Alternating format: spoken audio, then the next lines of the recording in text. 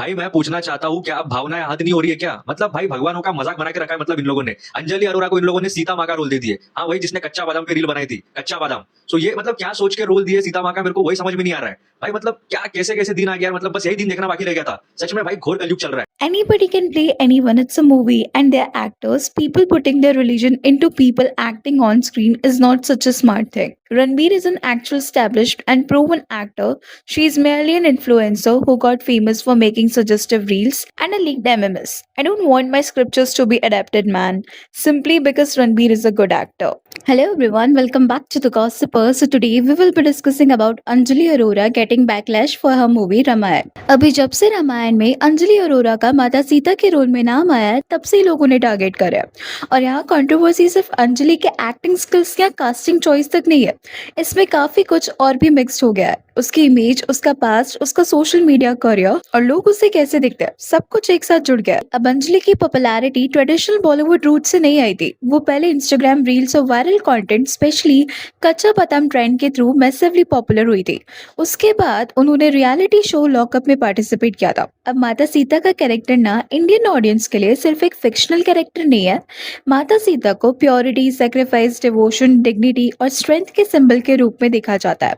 तो जब एक ऐसी पर्सनालिटी जिसका career primarily social media glamour और वायरल कंटेंट से बना है, उसे माता सीता के रोल में कास्ट किया जाता है, तो एक सेक्शन ऑफ ऑडियंस को ये कॉम्बिनेशन बिल्कुल फिट नहीं लग रहा है। सोशल मीडिया पर कुछ यूजर्स इसी वजह से कास्टिंग को क्वेश्चन कर रहे हैं। कुछ लोग फिल्म को बॉयकॉट करने की भी बात कर रहे हैं। सी रणबीर कपूर की भी मूवी आने वाली है रामायण, और उसका भी पास्ट बिहेवियर काफी प्रॉब्लमैटिक रहा है, but no one is questioning him. हाँ, इनिशियली उन्हें हेट मिली थी काफी, लेकिन वो क्रिटिसिज्म भी काफी जल्दी ठंडा पड़ गया था। तो क्या हम मैन और वुमेन को सेम स्टैंडर्ड्स पर जज भी करते हैं, या फिर जैसे ही बात एक फीमेल सेलिब्रिटी की होती है रूल्स अपने आप बदल जाते हैं? और वही चीज जो एक मेल स्टार के लिए जस्ट अ फेज है, एक फीमेल स्टार के लिए परमानेंट कैरेक्टर सर्टिफिकेट बन जाती है। रणबीर के पास को लोग इतनी इजीली कैसे इग्नोर कर रहे हैं? रणबीर ने खुद इंटरव्यूज में अपनी डेटिंग लाइफ, पार्टिंग के बारे में बात की है, और वो भी काफी ओपनली, बिना किसी हेजिटेशन के। एनिमल में भी उन्होंने कैरेक्टर प्ले किया जो वायलेंट, टॉक्सिक और मॉरली ग्रे था, जिसमें वुमेन कैरेक्टर्स के साथ उसका ट्रीटमेंट भी काफी ज्यादा प्रॉब्लमैटिक दिखाया गया था।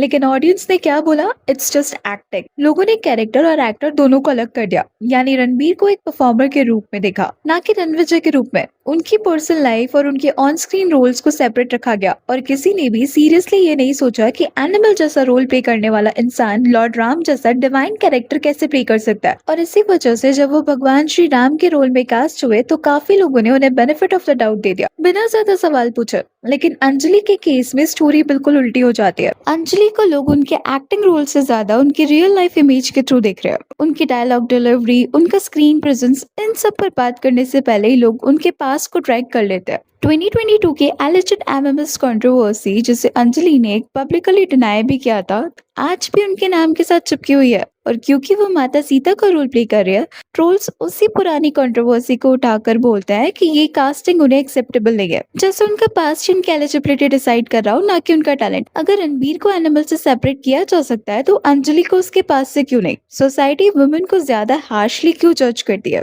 इंडियन सोसाइटी में एक चीज बार बार दिखने को मिलती है, और ये कोई नई बात नहीं है। ये पैटर्न सालों से रिपीट हो रहा है, चाहे वो बॉलीवुड हो, टेलीविजन इंडस्ट्री हो, या फिर डिजिटल स्पेस।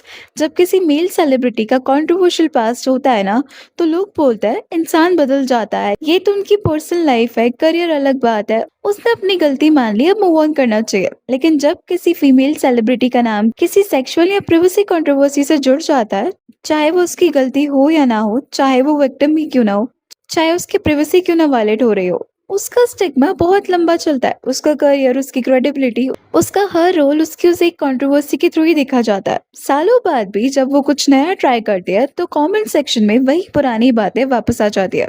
ये एक तरह का ना डबल स्टैंडर्ड है जो हर साल रिपीट होता है, चाहे इंडस्ट्री कोई भी हो। मेल सेलिब्रिटीज के लिए पास्ट सिर्फ एक चैप्टर होता है जो उन्होंने क्लोज कर दिया, ऑडियंस इजीली मूव ऑन कर लेती है। लेकिन फीमेल सेलिब्रिटीज के लिए वो पास्ट उनका परमानेंट लेबल बन जाता है, जिसे वो चाहे कितना भी ट्राई कर ले, रिमूव नहीं कर पाते। उनका पूरा करियर ही उस एक इंसिडेंट के थ्रू डिफाइन होने लगता है। अभी देखा जाए ना, तो रणबीर और अंजलि दोनों के कंट्रोवर्शियल मूवमेंट्स उनकी पर्सनल चॉइसेस या सर्कमस्टांसेस से रिलेटेड थे। पर सोसाइटी ने दोनों को बिल्कुल अलग तराजू से तोला है। एक को बॉयज विल बी बॉयज का पास मिल गया और दूसरी को उसकी तो इमेज ही ऐसी है कहकर परमानेंटली जज कर दिया गया है। एंड सी, जेंडर के साथ ना एक और फैक्टर भी काम करता है, that is industry elitism. Ranbir सिर्फ एक एक्टर नहीं है, बॉलीवुड के लेजेंडरी कपूर फैमिली का हिस्सा है। रॉकस्टार, बर्फी और संजू जैसे परफॉर्मेंसेस ने उन्हें ऑलरेडी क्रेडिबिलिटी दे दी है और इन फिल्म्स ने उनकी एक्टिंग को क्रिटिकली भी वैलिडेट किया है। यानी ऑडियंस के पास उनकी एक्टिंग पर ट्रस्ट करने की वजह है उनके पास प्रोजेक्ट्स ही उनके डिफेंस में खड़े हो जाते हैं। लेकिन अंजलि की जर्नी बिल्कुल डिफरेंट है। वो रील्स, वायरल ट्रेंड्स और रियलिटी टेलीविजन के थ्रू पॉपुलर हुई है।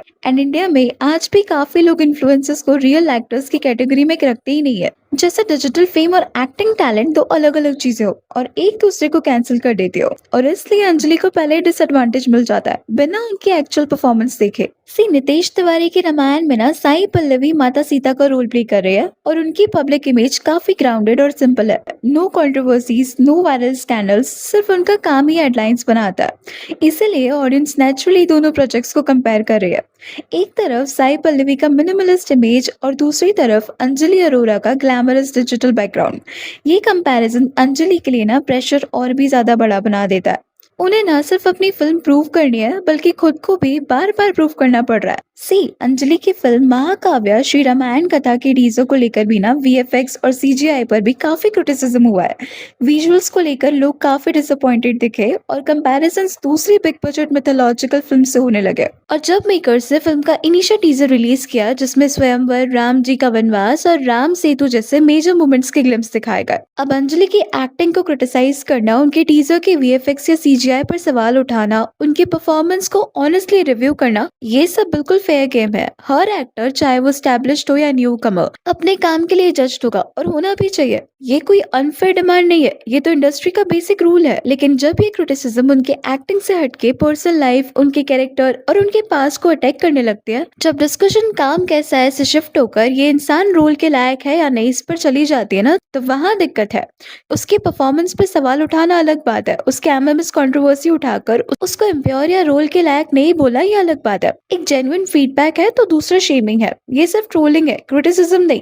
तो अगर आप अंजलि की परफॉर्मेंस से अनहैप्पी है, उसकी एक्टिंग को क्रिटिसाइज करिए, दैट्स एक्जैक्टली क्रिटिसिज्म होना चाहिए। पर उसके पर्सनल लाइफ, उसके पास को बार बार उठाकर उसे अनवर्दी प्रूव करना, that's not criticism, that's character assassination. Anyways, that's all for today. Please let me know your thoughts on this in the comment section. And अगर वीडियो अच्छी लगी तो please like, share and subscribe जरूर करें।